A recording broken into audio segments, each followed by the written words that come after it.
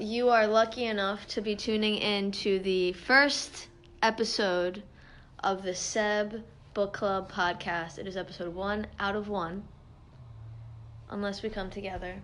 Do a reunion. Yes, a reunion episode. Mm-hmm. So, today we will be talking about The Scarlet Letter and Speak, and in our little jibber jabber, we're going to be talking and highlighting about the connections between themes and plots of the books, which I would say are pretty dense reads. Could you guys agree with that? I would agree with that. Definitely. And how we can possibly incorporate these dense reads into a classroom. So let's start off with talking about the plots of the books. Just give a little overview of the theme. Anyone want to take that away? Well, we will be talking about heavier themes like rape and sexual assault, which is present in Speak, and some of the more present themes of religion and guilt and shame that are really, really present in The Scarlet Letter, and kind of how these two books are different in their themes, but also how they are similar as well. Okay, got it. And, of course, how we adjust that in the classroom. Yes. All right, so to start us off, my name's Elpida, and I am a English education major. I'm on the literatures track, which is basically a death sentence, but it's fine. I'm just kidding. My name is Bobby, and I'm a junior pursuing a dual major in education with English and minor in film criticism. And I'm Sam.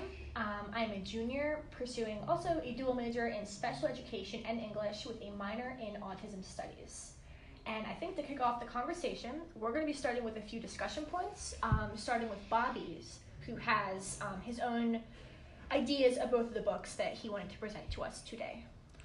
So I'm going to talk to you guys about and ask you guys questions. Mm-hmm. What difference do you find in the settings between the two novels, and what do you guys think is more compelling? What a question. Well, I have a weird fascination with the Puritans. I'm not going to lie to you. They're crazy people, and I'm really into that. So the fact that Scarlet Letter is based in such a primitive sort of location just really amplifies the power of the book, I think, and why Hester was treated the way she was. So to recap, Hester, of course, gets pregnant by a guy because she thinks her husband's dead. Her husband comes back, seeks revenge, blah, blah, blah. So, not actually blah, blah, blah, but you know. So I feel like that aspect of it really is amplified by the location because of the whole aspect of religion and women being more sinful than men, quote unquote. So, for lack of better terms, Hester's life is miserable, and I feel like that's how all Puritans' lives were. Maybe I'm just making a judgment. I don't know. Yes, it's probably pretty true. Yeah, so very true. I think that way about Scarlet Letter. Now, you have anything to say about Speak, Sam? Oh, yes, I do. Commentary-wise? Yeah, I mean, personally, kind of like looking at both of the settings, I like the contrast in both of the settings and how each setting really, really plays into the struggles of the main characters. Melinda's world in particular, she is a high school student, and the book really does show just how difficult and unforgiving that setting really is, and kind of how in different ways it's similar to just how difficult and unforgiving Hester's world is, and kind of how each of those settings really just define the main character's struggle. I think I and a lot of other people can probably more personally relate to Melinda's world. Yeah, we were all high school students once. It sucks. Absolutely. It's hard. Yeah. And it really, I think her world did stand out to me more just because of that fact that, like, we can all relate to just how cutthroat high school was. Yeah, Elpida. I think it definitely makes the plot more tangible because of that aspect of it. Yeah, definitely. Because we've all been there. We've all, known someone that's been through something as traumatic as Melinda, whether it be rape or something of the sort. But I think that's what really spoke to me. So definitely. From Speak, of course. Yeah. Well, yeah, absolutely. I mean, the settings are night and day pretty much. Yeah, definitely. You've got the strict religions in Scarlet Letter, and then you've got the Speak, which is just a high school jungle. And they both really have the lonely road that they walk, but they also both burn bridges in their environment, Right. and it just crumbles with them. But I do find the high school setting more compelling. Yeah, definitely. Yeah. So if you were to go into how to teach the Scarlet Letter setting in a classroom, would you give a background of the Puritans? Like, how would you set Absolutely. that up? I would definitely talk about the history of the Puritans and Because I feel like their that's such a big settlements. part. It is. Yeah. It really is. And like drawing on that background knowledge will be good because I mean I just remember in high school I don't remember anybody really being super fascinated by the Puritans. I mean like but I think Except there are- Elpida, Except okay. Elpida. no, but I understand that. But I think there are definitely ways that you can make it interesting Mhm, for sure, mhm. for sure. Oh, you can absolutely make it Yeah. interesting. Oh, Yeah. don't college even humor. get me started on the damn Puritans, guys. Yeah. Okay, so speaking of all that, and speaking about the whole high school thing, and I would say that during my high school years, I kind of took a path that led me to who I am today, and I'm sure you guys can agree. So, in respect to the protagonists of the books and their sort of coming of age journey, how would you set that up for students to follow? How would you highlight what Melinda and Hester went through in a way of putting it into the lives of high school students? How would you set that up? I mean, Melinda really had the coming of age story. Mhm. I guess you guys could agree. Yeah. More than Hester did, because Hester kind of just fell into her character. Mm-hmm. Melinda actually grew as a character. She became dynamic. She became an emotional high school student that found herself at the end. Hester kind of just was the static character who just found that her character just fell in every single chapter. Yeah, I mean that's definitely a good point. And I think kind of really like emphasizing putting those two characters side by side in a lesson is a really good way to teach it. I mean that's kind of what we did when I was in high school when we were learning about the bell jar and the Catcher in the Rye. Sylvia. Yeah. Yes. So I mean I think that's a really good way to do it, and I mean because I think it's important that high school students have like a character like Melinda who, you know, like when you read Speak and you get to the end, you see that Speak doesn't have this like perfect fairy tale ending, but you do know at the same time that Melinda is getting better. She is better. Do you want to give a little, I'm sorry to interrupt you, do you want to give a little plot overview of Speak? Because I know we didn't do that. Do you want to just quickly mention that guy? Oh, yeah, sure. I mean, basically when Melinda was raped at this party, she called the police, crashed the party, and people hated her because of that. Mhm. No one knew she was raped. She didn't tell anybody. She became heavily depressed with social isolation and dealing with the trauma that she went to, being isolated from her parents and her family. But at the end, when she faced her rapist, like head on, quite literally, she was kind of able to find her own strength again. And it's kind of shown that she's going to start talking about it more, even if she's not quite at this perfect, happy, wonderful point. But you know that things are going to get better for her, or at least we can hope so. Mm-hmm. And I think just a character like that is good. I mean, even if, I think we can agree, like Hester didn't go through very many changes. I mean, she didn't really change much, but Melinda definitely did. It's a turbulent relationship between both of them. Yes. They're polar opposites, yet they're the same concept in a Yeah. person because they're both somehow finding an aspect of their existence that they didn't have at the beginning of the book. Yeah. I agree. And also, I think, because I don't think we mentioned this, I think we're lucky enough to have these books because it gives us an opportunity to give students a lesson on rape, and that sort of, because that's a taboo thing. I didn't talk about that in high school. Like no one talked about that to me and my classmates in high school. So, I agree.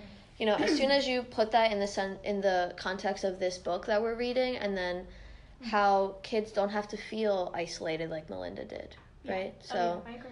and that's what causes you to find your inner voice. That's what puts you on that path, the struggles that you go through. So, I think that's a great way to set that up. Yeah. Absolutely. And I mean, the world of literature is ever expanding, and we have so many new novels that are coming out with the rape culture. The picture book. Yes. Isn't that Speak that had the picture book?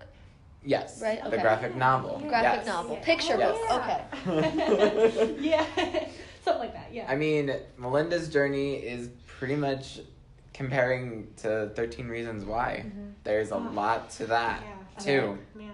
And I mean, Speak has the same exact story to it with a party and a rape scene. Yeah. No, that's definitely a good point. Now, we're talking about rape culture in this, and I think it's something that we definitely see in different ways in both books. Elpida, what do you think connects, but maybe also separates both books in terms of rape culture and their handling of the topic? So I personally, maybe you guys disagree, I don't think Scarlet Letter was a rape grounded book. I think she chose, she went through the whole, I don't know if she went through a grieving process, but she went through the whole thinking that her husband was dead, blah, blah, blah, moved on, and then gets attacked for giving in to her sexuality and moving on with this other guy. So I don't think I see rape in that aspect. I think I see more gender norms, judgments on women, religious aspects of judgment on women and how they're treated in that Puritan society. So for me, that book isn't rape related, but Speak literally speaks volumes about that. So that book I think is important for the age range to read, not only to learn about themselves through the lens of Melinda, but also give them an opportunity to develop a sense of empathy for others through the process of, seeing Melinda go through this journey. But then also, I feel like if I was reading these books again, I would read Speak first and then Scarlet Letter, because I realized how to develop empathy for Melinda, and then that's what allowed me to sympathize with Hester too, because she wasn't raped. No. So I'm not saying that what she went through wasn't horrible, like her treatment, but there's a different layer to Melinda's journey than Hester's. So I, again, would not connect Scarlet Letter to rape. They both start with S's, so but that's just me, so. Gotcha. I mean, for Melinda, it's a hard pill for her to swallow. For Hester, it's more of, all right, I'm just socially isolated. Melinda had to deal with the rape. She had to deal with people isolating her, people hating her.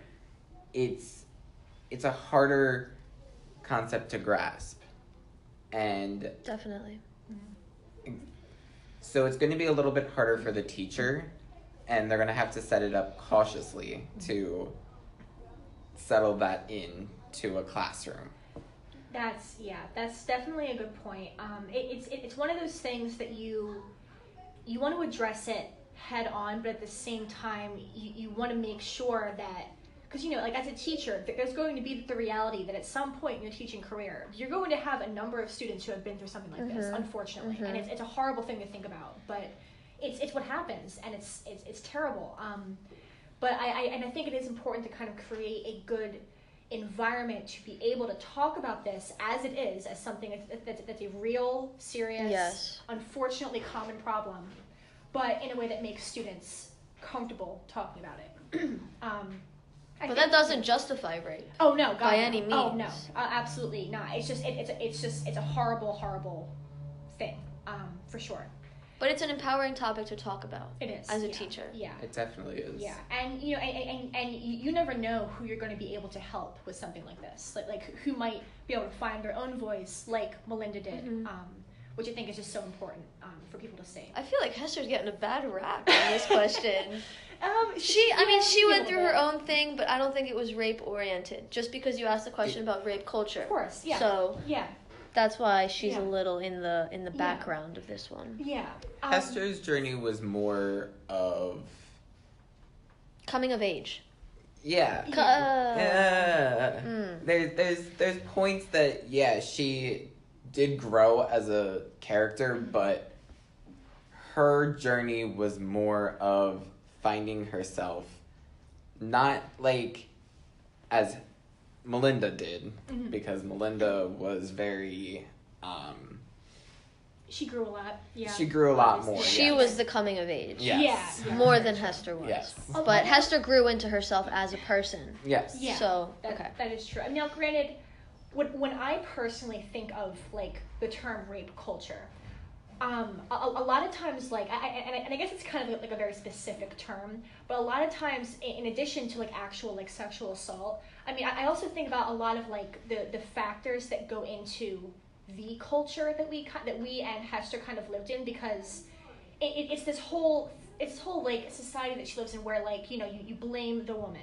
Mm-hmm. And you blame the child as if the child had any say or part in this. Pearl. And it kind of creates this environment where it's just like it becomes okay, quote unquote, for people to treat women that way. And no, like Hester wasn't raped or sexually assaulted. Like, everything that happened was consensual. But I do see her as a very direct product of like that society. But the problem is she got all the blame because she didn't give up who. That's just like a petty. I know. Yeah. That's petty. That's them wanting to gossip and talk about who impregnated her. Yeah. Yes. You know, blah blah blah. That's gossip. Yeah. I don't. Yeah. I'm not about that guy. Yeah. No. And then granted, like with Melinda, a lot of her like social isolation and shame, at least like for the majority of the novel, comes from the fact that, oh, she's this loser who crashed a party, and then of course she carries her own just mental health problems and just trauma from the experience itself. It's not until the end that other people realize what happened to her, and the responses are a little bit mixed. And that's such a horrible, horrible thing to go through. Can you imagine? Yeah. Being raped, calling the cops. Yeah. But also, that's such an immature stance to take for her classmates. Yeah. Because, you know, of course... Yeah. You know, of course, 17-year-olds are going to be like, oh, she crashed the party, what a loser, blah. Right. So... I think that ties into the whole empathy thing also. Yeah, definitely. So, and also maturity level that we're talking about. Yeah. Well, we are talking about high school students. That's also true. Yeah. But that's important to set up. It's important to set it up effectively, and, you know, you don't handle something like that in that way. You don't blame. You take what you know about how you would react to something and you put it towards someone else, like how they should have treated Melinda. They shouldn't have given her such a bad rap. So. Well, and it's a good thing to teach too. Like, don't judge somebody till, like, you don't know what they've been through. Like, don't laugh at that kid that like crashed your awesome party on Friday night. Like, you have no idea what was going on. Like, none of the kids or at least in theory, none of the kids in Melinda's high school knew, and yet they treated her like crap because of it. So they didn't ask her why. No, they didn't care. No, they didn't. Yeah, they didn't care. So. No, it's definitely a difficult thing, for sure. All right, so that concludes our podcast. Thank you very, very much for listening. I think we covered a really good range of topics, including setting, the struggles and coming of age of the main characters, as well as our discussion of rape culture that connects and separates both the books. I'm glad that we got to delve deeper into both of these books, as well as discuss strategies for how we're going to teach them in the classroom. Mm-hmm. And I hope you enjoyed this as much as we did. Thank you. Thanks for listening to our first and only episode. Bye. Elpida signing off. Bye.